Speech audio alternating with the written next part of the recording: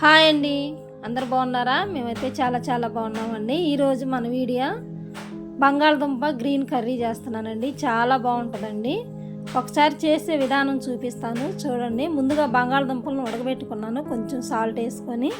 తర్వాత బంగాళదుంపలు, కొత్తిమీర, ఉల్లిపాయ, అల్లం వెల్లిపాయ పేస్టు, పెరుగు, పచ్చిమిర్చి తీసుకున్నానండి. ఈ విధంగా మనకు చెక్క, లవంగాలు, కొంచెం బిర్యానీ ఆకు తీసుకున్నాను. చాలా బాగుంటుందండి ఈ కర్రీ, మీరు కూడా ఒకసారి ట్రై చేయండి. తర్వాత మిక్సీ జార్ తీసుకోవాలండి. కొత్తిమీర వేయాలి,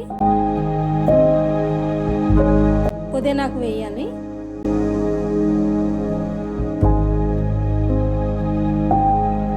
తగినన్ని పచ్చిమిర్చి వేయాలండి. కారానికి సరిపడా వేసుకోవాలి.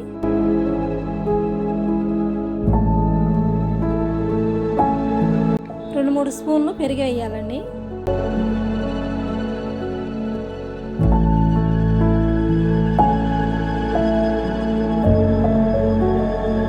ఈ మొత్తం మంచిగా పేస్ట్ పట్టాలి. చూడండి, ఈ విధంగా పేస్ట్ పట్టాను.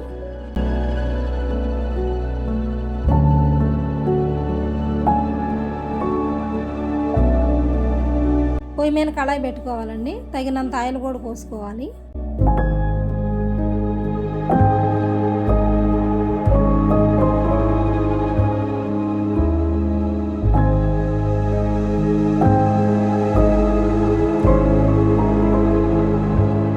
ఆయిల్ వీటి ఎక్కినాక చెక్క, లవంగాలు, ఒక బిర్యానీ ఆకు వేస్తున్నానండి.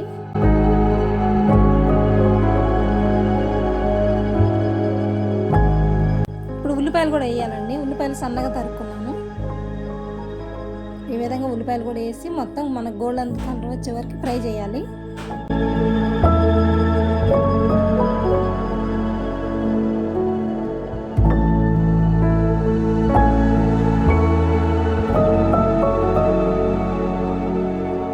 చూడండి, ఉల్లిపాయలు ఈ విధంగా మనకు ఫ్రై అయిపోయినాయి.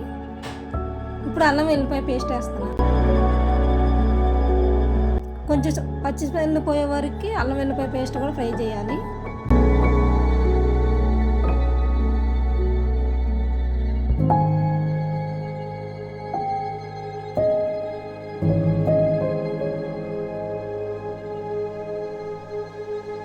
రెండు రెబ్బలు కరివేపాకు కూడా వేసానండి.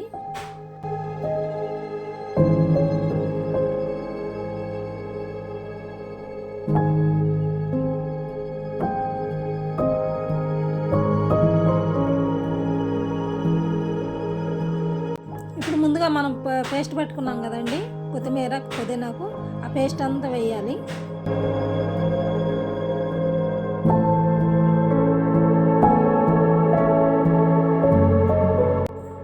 ఇది కూడా పచ్చి స్మెల్ పోయే వరకు ఫ్రై చేయాలి.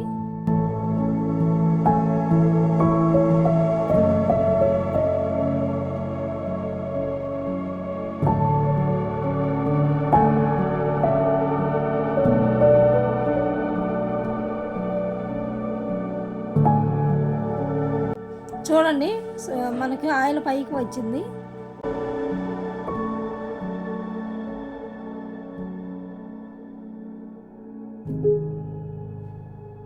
ఇప్పుడు తగినంత సాల్ట్ వేసుకోవాలి.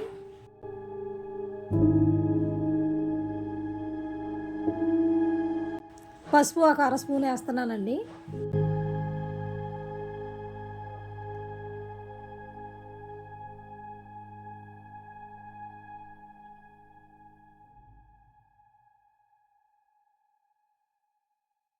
ఇప్పుడు చూడండి, జీలకర్ర పొడి, ధనియాల పొడి, చెక్క, లవంగాల పొడి వేస్తున్నాను.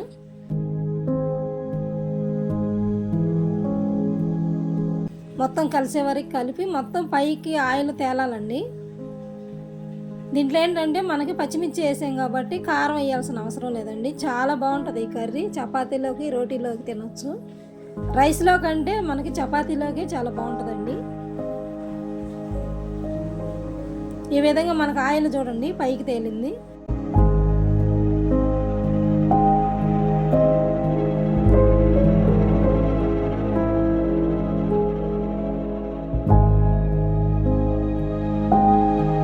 ఇప్పుడు ముందుగా ఉడకబెట్టుకున్న బంగాళదుంపలు ఏంటంటే ఉడికేటప్పుడు కొంచెం సాల్ట్ వేసుకొని మనం ఉడకబెట్టుకోవాలండి.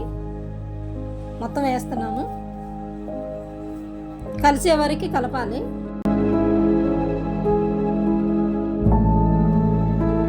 ఆ విధంగా పేస్ట్ అంతా బంగాళదుంపలకు పట్టించాలండి. మొత్తం కలుపుకోవాలి.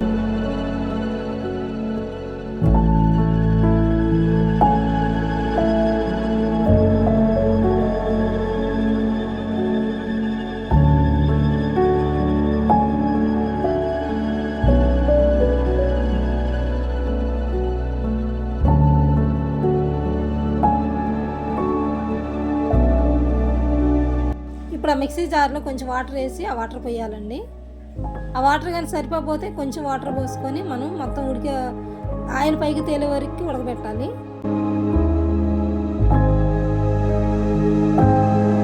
చాలా బాగుంటుందండి గ్రేవీగా ఈ కర్రీ. వేడివేడిగా చపాతీలు, రోటీలోకి, పూరీలోకి తింటే చాలా బాగుంటుందండి. చూడండి, మనకి కర్రీ రెడీ అయిపోయింది. ఆయిల్ కూడా పైకి తేలుతుంది. ఇప్పుడు మెంతాకు పొడి అండి, ఎండు మెంతాకు పొడి అలాగ లాస్ట్లో వేస్తే చాలా బాగుంటుందండి, రుచిగా ఉంటుంది.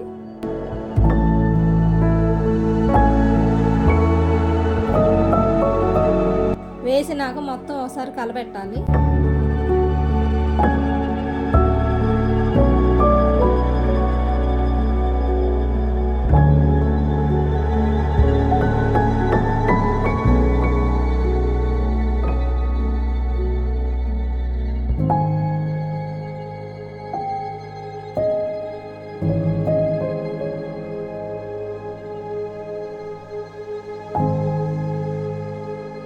చూడండి, మనకి కర్రీ రెడీ అయిపోయింది. ఇప్పుడు వేడిగా ఇలాగ బౌల్లోకి తీసుకుంటున్నానండి. ఇంతేనండి, మనకి ఈ కర్రీ రెడీ అయిపోయింది. ఒకసారి మీరు కూడా ఈ విధంగా ట్రై చేసి ఎలా వచ్చిందో నాకు కామెంట్ చేయండి. మా వీడియోలు నచ్చినట్టయితే ఛానల్ ఫాలో చేయండి.